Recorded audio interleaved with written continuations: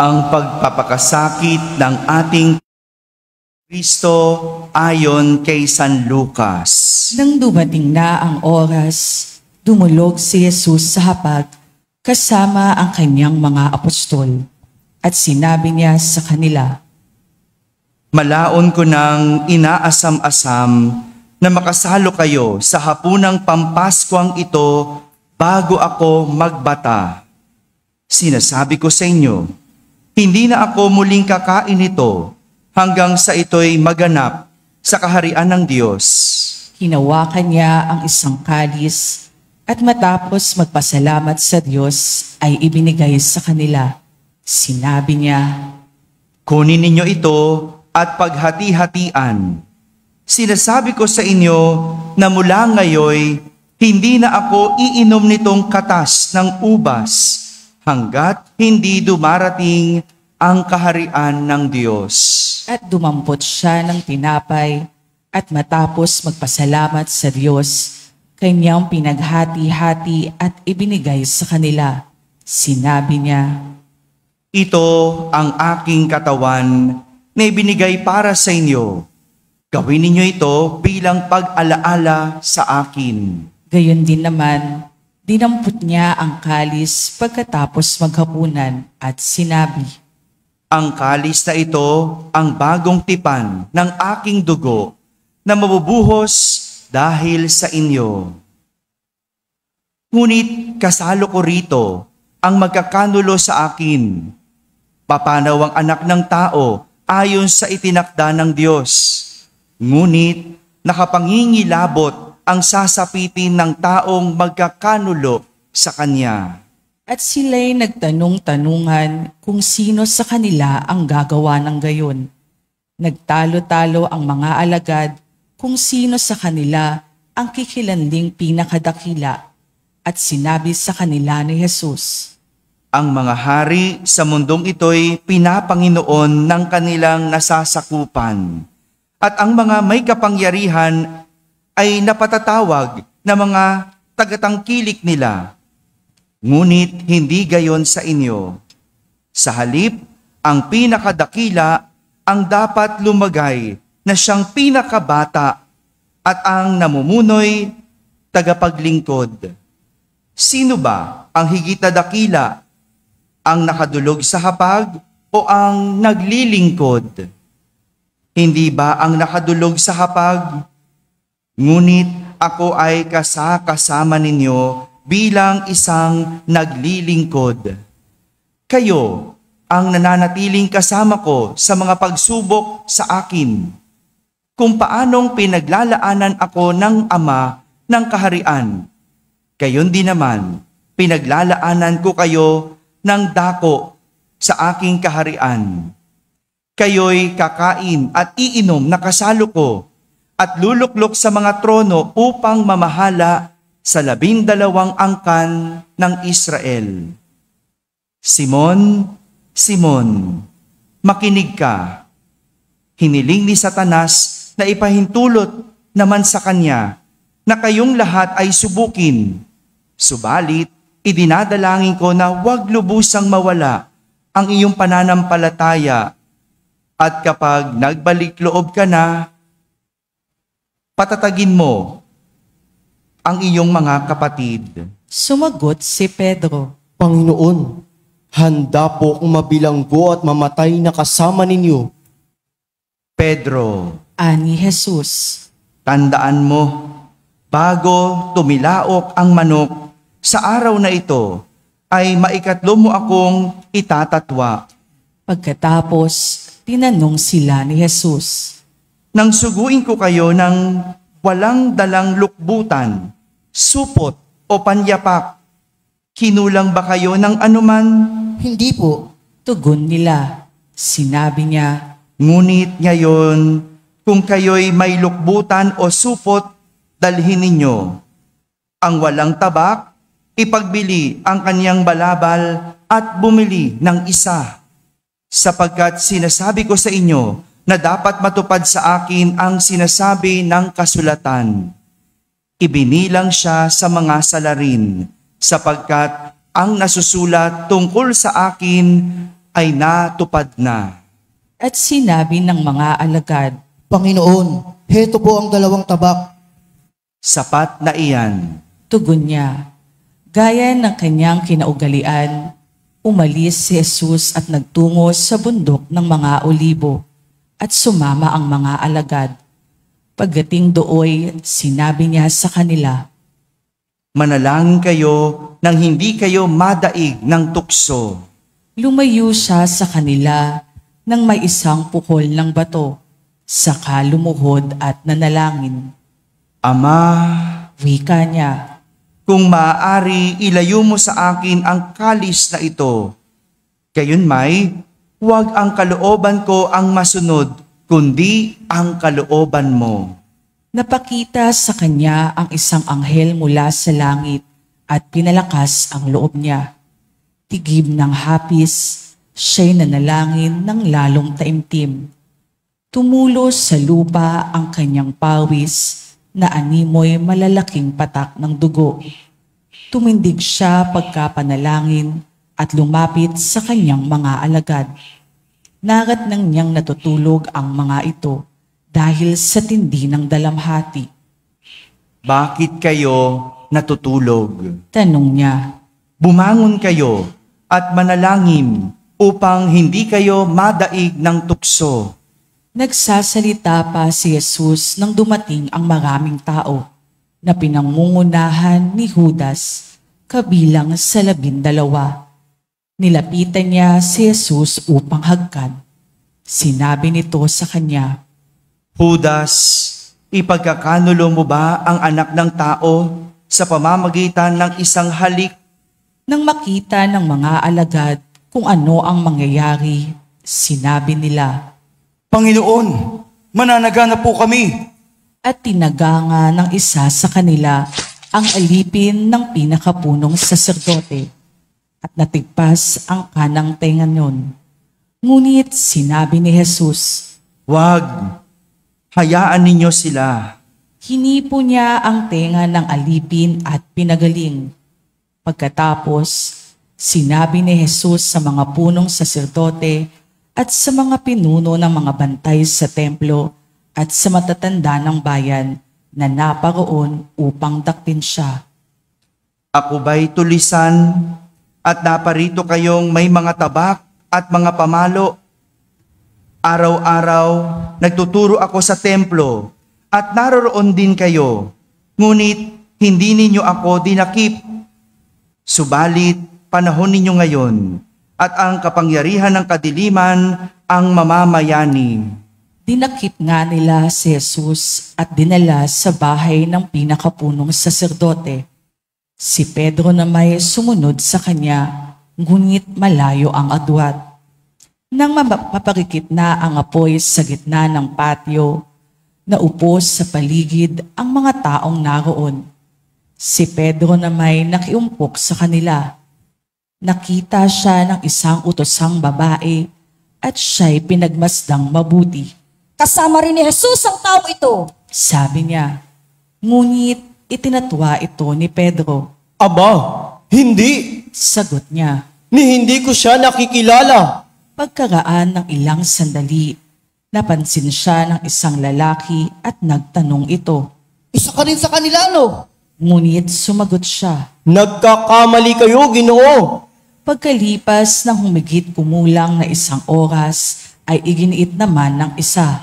Kasama nga ni Jesus ang taong ito. Isa rin siyang Galileo. Ngunit sumagot si Pedro. Ginoo, hindi ko nalalaman ang sinasabi ninyo. Nagsasalita pa siya nang tumilaok ang manok. Lumingon ang Panginoon at tinitigan si Pedro. Naalala nito ang sinabi ng Panginoon. Bago tumilaok ang manok sa araw na ito, ay maikatlo mo akong itatatwa. Lumabas si Pedro at nanangis ng buong saklap. Samantala, si Jesus ay nililibak at hinahampas ng mga nagtatanod sa kanya. Siya'y piniringan nila at tinanong, Sige, hulaan mo nga sino ang humampas sa iyo. at kung ano-ano pang panlalait ang sinabi sa kanya. Kinaumagahan, nagtipon ang matatanda ng bayan, ang mga punong saserdote at ang mga eskriba, ang Sanhedrin, at iniharap si Jesus sa kanilang kapulungan. Sabihin mo sa amin, Wika nila, ikaw ba ang Mesiyas? sumagot siya. Sabihin ko man sa inyo, hindi kayo maniniwala. At kung tanungin ko kayo, hindi naman kayo sasagot. Ngunit mula ngayon, ang anak ng tao ay uupo sa kanan ng makapangyarihang Diyos. Ibig mong sabihin, ikaw ang anak ng Diyos? Tanong lang lahat. Kayo na rin ang nagsasabing ako nga. Tugon niya. Sinabi nila, Ano pang patotoo ang kailangan natin? Tayo na ang nakarinig mula sa sarili niyang bibig. tumindig ang buong kapulungan at dinala si Jesus kay Pilato. Noong panahong iyon, tumindig ang matatanda ng bayan, ang mga punong saserdote at ang mga eskriba. Sinimulan nilang paratangan siya. Anila, Ang taong ito'y nahuli naming nanululsol sa aming kababayan na maghimagsik. Nagbabawal ng pagbabayad ng buwis sa Cesar. Pinapaniwala pa niya ang mga tao na siya ang Kristo, isang hari? at tinanong siya ni Pilato. Ikaw ba ang hari ng mga Hudyo? Kayo na ang nagsasabi. Tugon ni Jesus. Sinabi ni Pilato sa mga punong saserdote at sa mga tao. Wala akong makita ang kasalanan sa taong ito. Ngunit mapilit sila at ang wika. Sa pamamagitan ng kanyang mga turoy, inuudyo kanyang maghimagsik ang buong Judea. Nagsimula siya sa Galilea at ngayon narito na. Nang marinig ito ni Pilato, itinanong niya kung taga-Galilea si Jesus. At nang malamang siya'y mula sa nasasakupan ni Herodes, kanyang ipinadala siya sa taong ito na noon na may nasa Jerusalem. Tuwang-tuwa ito nang makita si Jesus. Marami na siyang nabalitaan tungkol dito at matagal na niyang ibig makita. Umaasa siyang gagawa ito ng kababalaghan at ibig niyang makita iyon. Kaya't tinanong niya ng tinanong si Jesus. Ngunit hindi ito sumagot kaunti man. Naroon ang mga punong saserdote at ang mga eskriba na walang tigil ng kapabaratang kay Jesus. Hinamak siya at tinuya ni Herodes, pati ng kanyang mga kawal. Sinuutan siya ng maringal na damit at ipinabalik kay Pilato. At ng araw ding iyon, naging magkaibigan sina Herodes at Pilato na dating magkagalit. Ipinatawag ni Pilato ang mga punong saserdote, ang mga pinuno ng bayan at ang mga tao, at sinabi sa kanila, Isinakdal ninyo sa akin ang taong ito sa kasalanang panunulsol sa mga tao. Ngayon, siniyasat ko siya sa harapan ninyo at napatunayan kong walang katotohanan ang mga paratang ninyo sa kanya. Gayon din si Herodes, kaya si Jesus ay ipinabalik niya sa akin. Hindi siya dapat hatulan ng kamatayan. Wala siyang kasalanan. Kaya ipahagupit ko na lamang siya, saka palalayain. tuwing Pasko, kinakailangang magpalaya si Pilato ng isang bilanggo para sa kanila. Subalit sabay-sabay na sumigaw ang madla. Patayin ang tao yan! Palayain si Barabas! Nabilanggo si Barabas dahil sa paghihimagsik na nangyari sa lungsod at dahil sa pagpatay. Minsan pang nagsalita sa kanila si Pilato sa pagnanais na mapalaya si Jesus. Ngunit sumigaw ang mga tao. Ipako sa krus! Ipako sa krus! Ikatlong ulit na sinabi sa kanila ni Pilato. Bakit? Anong ginawa niyang masama? Wala akong makitang dahilan upang siya ipapatay. Ipahahagupit ko na lamang siya at saka palalayain. Datapwat lalo nilang ipinagsigawan, na dapat ipako si Jesus sa krus. At sa wakas ay nanaig ang kanilang sigaw. Kaya't ipinasya ni Pilato na pagbigyan ang kanilang kahilingan. Pinalaya niya ang taong nabilanggo dahil sa paghihimagsik at pagpatay ayon sa hinihingi nila. At ibinigay sa kanila si Jesus upang gawin ang kanilang kagustuhan. Nang dala na nila si Jesus upang ipako, nasalubong nila ang isang lalaking galing sa bukid. Ito'y si Simon na taga Cirene. Pinigil nila ito at ipinapasan sa kanya ang krus, kasunod ni Jesus. Sinusundan si Jesus ng maraming tao, kabilang ang mga babaeng nananaghoy at nananambitan dahil sa kanya. Nilingon sila ni Jesus at sinabi sa kanila, Mga kababaihan ng Jerusalem, huwag ninyo akong tangisan. Ang tangisan ninyo ay ang inyong sarili at ang inyong mga anak. Tandaan ninyo, darating ang mga araw na sasabihin nila, mapalad ang mga baog, ang mga sinapupunang hindi nagdalang tao, at ang mga dibdib na hindi nagpasuso. Sa mga araw na iyo'y sasabihin ng mga tao sa mga bundok, gumuho kayo sa amin, at sa mga burol, tabunan ninyo kami, sapagkat kung ganito ang ginagawa sa kahoy na sariwa, ano naman kaya ang gagawin sa tuyo? may dinala pa silang 2 salagin upang patayin kasama ni Jesus. Nang dumating sila sa dakong tinatawag na bungo, ipinako nila sa krus si Jesus. Ipinako rin ang 2 salagin, isa sa gawing kanan at isa sa gawing kaliwa. Sinabi ni Jesus, Ama, patawarin mo sila, sapagkat hindi nila nalalaman ang kanilang ginagawa. at nagsapalaran sila upang malaman kung alin sa kanyang kasuotan ang mapupunta sa isa't isa. Ang mga tao'y nakatayo roon at nanonood. Nililibak naman siya ng mga pinuno ng bayan. Anila, Iniligtas niya ang iba. Iligtas naman niya ngayon ang kanyang sarili. Kung siya nga ang Mesiyas, ang hinirang ng Diyos. nilibak din siya ng mga kawal, nilapitan at inalok ng maasim na alak. Sinabi nila, Kung ikaw ang hari ng mga Hudyo, iligtas mo ang iyong sarili. at nakasulat sa ulunan niya sa wikang Griego, Latin at Hebreo. Ito ang hari ng mga Hudyo. Tinuya siya ng isa sa mga salaging nakabitin at ang sabi, Hindi ba ikaw ang Mesiyas? Iligtas mo ang iyong sarili. Pati na kami. ngunit pinagsabihan siya ng kanyang kasama. Hindi ka ba natatakot sa Diyos? Ikaw may pinarurusahang tulad niya. Matuwid lamang na tayo'y parusahan ng ganito dahil sa ating mga ginawa. Ngunit ang taong ito'y walang ginawang masama.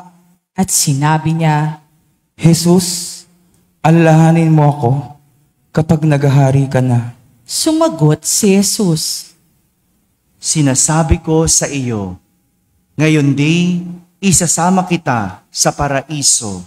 nang mag-12 ng tanghali, nagdilim sa buong lupain hanggang sa 3 ng hapon. Nawalan ng liwanag ang araw at ang tabing ng templo'y napunit sa gitna. Sumigaw ng malakas si Jesus. Ama, sa kamay mo'y ipinagtatagubilin ko ang aking espiritu. At pagkasabi nito, nalagot ang kanyang hininga. Magsiluhod ang lahat.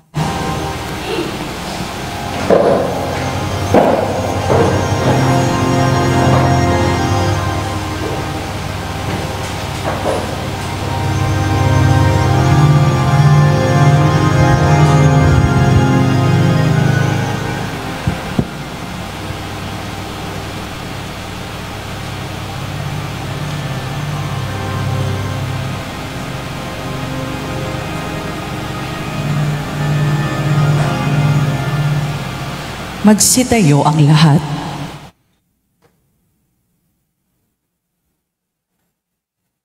Nang makita ng kapitan ang nangyari, siya'y nagpuri sa Diyos. Tunay ngang matuwid ang taong ito. Sabi niya, at nangyaring ito'y nakita ng lahat ng taong nagkakatipon at nagmamasid, at umuwi silang dinadagukan ang kanilang dibdib. Nakatayo naman sa di kalayuan ang mga kaibigan ni Jesus, pati ang mga babaeng sumunod sa kanya mula sa Galilea. At nakita rin nila ang mga bagay na ito. May isang lalaki na ang ngalay Jose, tubo sa Arimatea, isang bayan ng mga Hudyo. Mabuti at matuwid ang taong ito, at kabilang sa mga naghihintay sa paghahari ng Diyos. Bagamat kagawad siya ng Sanhedrin, hindi siya sang-ayon sa kanilang ginawa kay Jesus. Lumapit siya kay Pilato at hiningi ang bangkay ni Jesus. Nang maibaba na ang bangkay, binalot niya ito ng kayong lino at inilagay sa isang libingang inuka sa bato. Hindi pa iyon na paglilibingan. Araw noon ng paghahanda at magsisimula na ang araw ng pamamahinga. Sumunod kay Jose ang mga babaeng sumama kay Jesus mula sa Galilea at nakita nila ang pinaglibingan, pati ang pagkakalagay doon ng bangkay ni Jesus. Pagkatapos, umuwi sila at naghanda ng mga pabango at mira. Mga kapatid, ang mabuting balita ng Panginoon. Pinupuri ka namin, Panginoong Hesukristo. Magsiupo ang lahat. Isang magandang umaga po sa inyong lahat. Pakibati naman ang katabi ng magandang umaga. Magandang umaga rin sa lahat ng nasa barangay na nakakapakinig ng ating banal na misa, sa lahat ng mga nasa tahanan, nagsisimbabaya online, at sa lahat ng nasa abroad, sang magandang araw po sa inyong lahat. Kasama kayo sa aming banal na pagdiriwang dito sa ating parokya. Magandang umaga po sa inyo. Gising ba ang katabi nyo? Pakitignan. Oh. Medyo napagod siguro po kayo sa kakatayo. Ano po? No, pero napakaganda ng ating narinig na salaysay at ng kwento ng ating tagapagligtas na si Jesus. Ngayong araw na ito, hudyat na tayo ay papasok sa mga mahal na araw. Sabihin nyo nga po, mahal na araw. Kakaiba po ang ating pagdiriwang ngayon sapagkat tayo ay may mga winawagayway na palaspas na simbolo ng pagbubunyi. Yang palaspas na yan, simbolo ng pagbubunyi. No? Kaya nga kanina, nung winawagayway ninyo, mukha naman kayo hindi nagbubunyi. Ha? Walang kabuhay-buhay. No? Gising na po. No? Wagayway kung wagayway. Dapat, no? Pagbubunyi sapagkat isang Mesiyas sa katauhan ni Jesus ang dumating, ang dumarating. At ito ay ginawa ng mga tao noon. Ginawa nila kay Jesus nang siya ay pumasok sa Jerusalem. Lahat ay nagbubunyi sapagkat nakita nila ang kadakilaan ni Jesus. Sila ay nagbubunyi sapagkat sila ay may natanggap kay Jesus. Sila'y nagbubunyi sapagkat sila'y pinagaling ni Jesus. Kaya ang linggong ito ay tungkol sa pagbubunyi at pagtanggap kay Jesus. Pagbubunyi at pagtanggap kay Jesus. Kaya naman ang mga palaspas na iyan, kapag isinabit ninyo sa inyong mga tahanan, sa mga pinto, sa mga bintana, o sa mga altar, no? Ibig sabihin niyan ay tinatanggap ninyo si Jesus sa inyong tahanan. Kayo ay nagbubunyi para kay Jesus. Ngunit sa ating ebanghelyong narinig, sa ating isinalaysay na kwento, narinig natin ang pagkamatay ni Jesus. Kung paano siya tinalikuran ng mga taong minsang nagbunyi, kung paano siya hinusgahan, nilurhan, pinahirapan at pinatay. Isa itong kwento ng pagkatalo. Pagkatalo ni Jesus sa mga tao na minsang nagbunyi at nagdiwang sa kanyang kadakilaan. Ba't ganon? Father, sabi mo, kwento ito ng pagbubunyi. Bakit ang narinig natin ay kwento ng pagkatalo? May dalawang mukha ang ating pagdiriwang sa araw na ito na magandang ating pagnilayan. Ang mukha ng pagbubunyi at ang mukha ng pagkatalo. Pakitingnan nga po inyong katabi. Anong mukha yan? Hello? Mukha ng nalugi? Hindi. Anong mukha yan? Oh, wala pang Biyernes Santo, pero ba't ganyan ang mga mukha po ninyo? Oh, mukha ba yung natalo? O mukhang nagbubunyi? Tingnan natin nga kung nagbubunyi, no? Ito yung ating magandang pagninilayan sa araw na ito. No? Magandang dalhin natin, no? Tingnan natin, tayo ba'y nagbubunyi o tayo'y natalo? Magandang dalhin natin sa ating kinahaharap ngayon ang dalawang mukha ng ating pagdiriwang. Ang daming dahilan para makita ang nangyayari sa atin bilang pagkatalo. Hindi ko po masisisi ang ilan kung mukha silang natalo sa mga araw na ito. Hindi ko alam kung anong pinagdadaanan nila. Hindi ko alam kung anong mga bitbit nila. No? Ba't tayo hindi mukhang talo? Ang taas ng bilihin. Tama po ba? Nararamdaman niyo bang taas ng bilihin? Talo tayo kasi ang pangako sa atin, magiging 20 pesos ang bigas. Nagkatotoo ba? Sinong nanalo? Ayon, sino sila? Sila ba o siya? Sinong talo? Ayon. Tapos, iboboto nyo uli. Asas! No? Ang daming dahilan para maramdaman nating talo tayo. No? Talo kasi marami tayong problema. Talo kasi may magkahiwalay na mag-asawa. Talo kasi may kaguluhan sa pamilya. Talo kasi bagsak sa eskwela.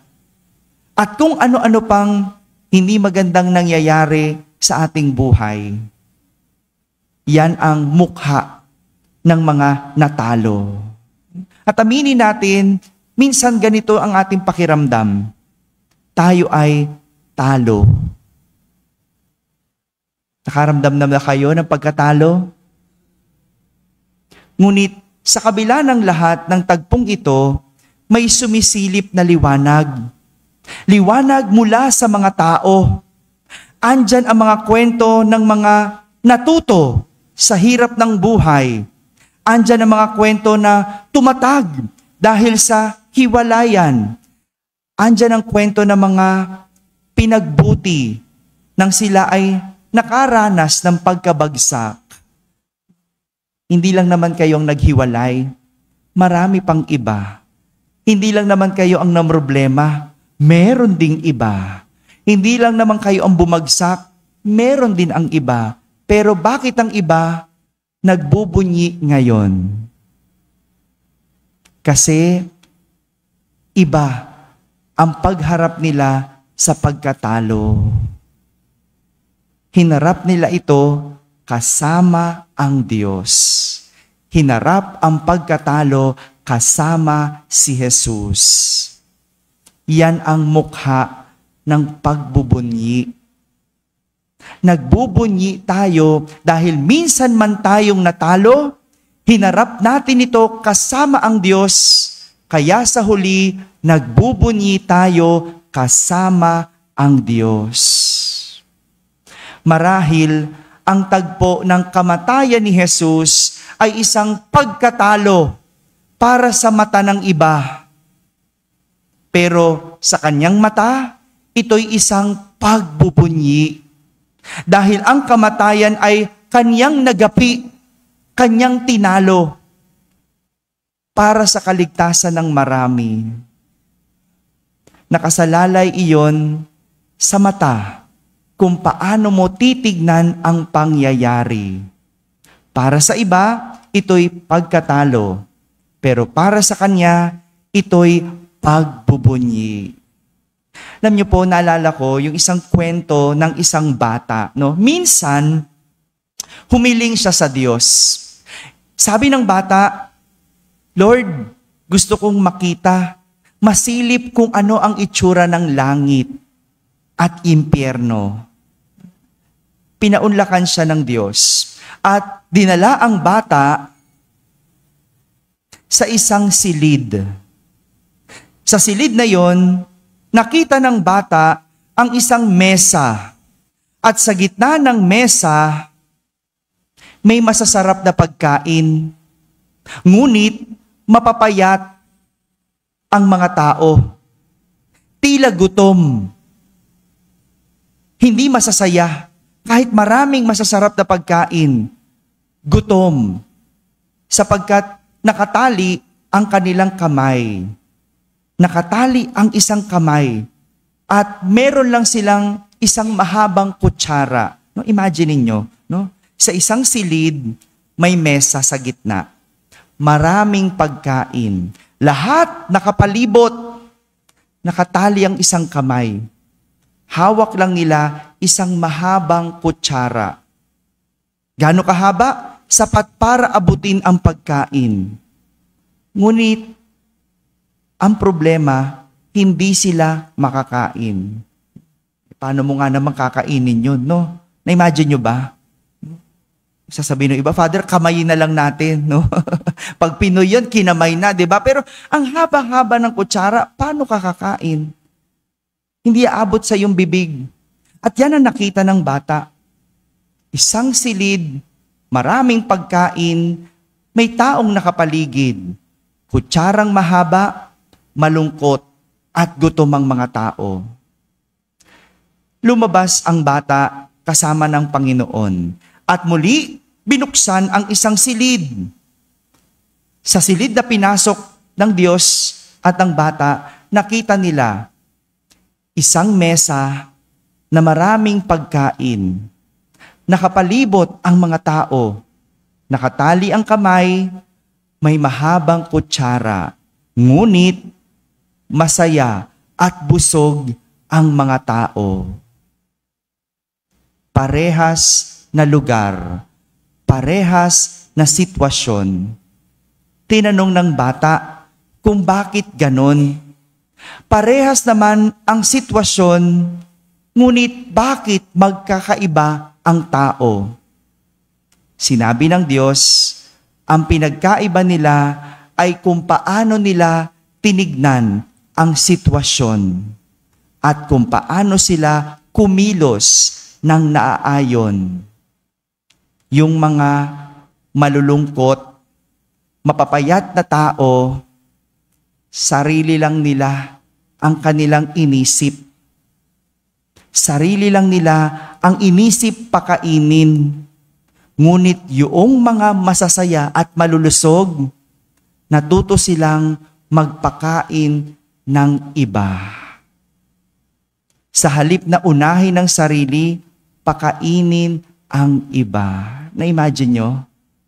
Sa haba ng kutsara, kung di abot ang iyong bibig, abot yan sa bibig ng iba. Mga kapatid, tanging ang makakapagsabi kung ang isang sitwasyon ay pagkatalo o pagkabunyi ay ang mismong ating mga sarili. Tayo na mismong tumitingin dahil ang pagkatalo at pagbubunyi ay parte ng buhay. Nasa atin kung tayo'y magpapadala sa pagkatalo o matututo at sa huli, tayo naman ay magbubunyi. Amen. Amen.